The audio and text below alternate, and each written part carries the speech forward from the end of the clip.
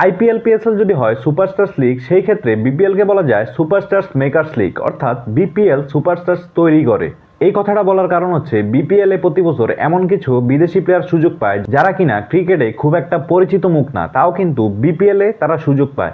বলতে গেলে বিপিএলে কিন্তু ফরেন প্লেয়ারদের মধ্যে যারা অন্য কোনো লিগে খুব একটা সুযোগ পায় না, বিপিএলটা কিন্তু তাদের জন্য খুব একটা বড় মঞ্চ, কারণ এখানে পারফর্ম করলেই কিন্তু তারা অন্যান্য বড় বড় লিগে এবং তারা জাতীয় দলেও ডাক পায়।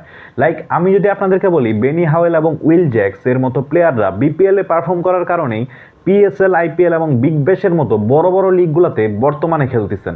এছাড়াও কাইল মায়ার্স, যে কিনা বিপিএলে পারফর্ম করে জাতীয় দলে অ্যান্ড বর্তমানে কিন্তু তিনি এসএ টি20 এবং অন্যান্য বড় বড় টুর্নামেন্টগুলোও খেলতেছেন।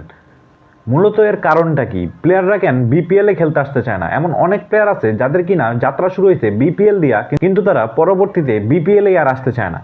মূলত এই সম্পর্কে যখন ডেভিড মালানকে কোশ্চেন করা হয়, ডেভিড মালান তার উত্তরে বলেন বিপিএলে মূলত খুব একটা বেশি রান হইতো না, যার কারণে কিনা প্লেয়াররা খেলা খুব একটা সন্তুষ্টি বোধ করতেন না। তাছাড়াও তিনি বলেন বিপিএলে প্লেয়াররা যদি আসে সেই ক্ষেত্রে তাদেরকে পর্যাপ্ত পরিমাণ খেলার সুযোগ দিতে হবে। কিন্তু আমার কথা হচ্ছে বিপিএলে যে ফরেন প্লেয়াররা আসে আমরা প্রায় সময় দেখি তারা সবাই কিন্তু পর্যাপ্ত ম্যাচ খেলার সুযোগ পান। যদিও এটা ছিল তার অজুহাত, কিন্তু আসলে কিন্তু এখানে আমি প্লেয়ারদেরকে দোষ দিতে যাচ্ছি না, মূলত বিপিএল এর ব্যর্থতা অ্যান্ড বাংলাদেশ ক্রিকেট বোর্ডেরও ব্যর্থতা যে তারা প্লেয়ারদেরকে ধরে রাখতে পারে না, এবং ফ্র্যাঞ্চাইজিসগুলোও কিন্তু প্লেয়ারদেরকে ধরে রাখতে পারে না। লাইক আমরা অনেকগুলো ফ্র্যাঞ্চাইজির মধ্যে দেখছি তারা কিনা বিদেশি প্লেয়ারদেরকে আইনা ঠিকমতো টাকাটা পর্যন্ত দিতে পারেন না। ইমরান তাহিরও কিন্তু তার একটা ইন্টারভিউতে বলছিল তিনি বিপিএল খেলা যাওয়ার প্রায় 1 বছর পরেও তার ফুল পেমেন্টটা পান নাই।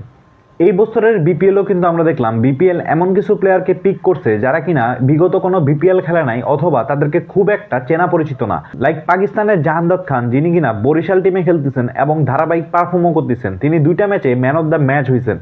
এবং চট্টগ্রামের ক্লার্ক এবং টম কনেলও কিন্তু ধারাবাহিকভাবে পারফর্ম করতেছেন চট্টগ্রাম টিমে, এবং তারা কিন্তু তাদের ব্যাটের রানও পাচ্ছেন। কিন্তু দেখার বিষয় হচ্ছে তারা কি পরবর্তী বিপিএলে খেলতে আসবে, নাকি অন্য কোনো লিগে চান্স পাওয়ার পরে তারা বিপিএলকেই ভুলে যাবে।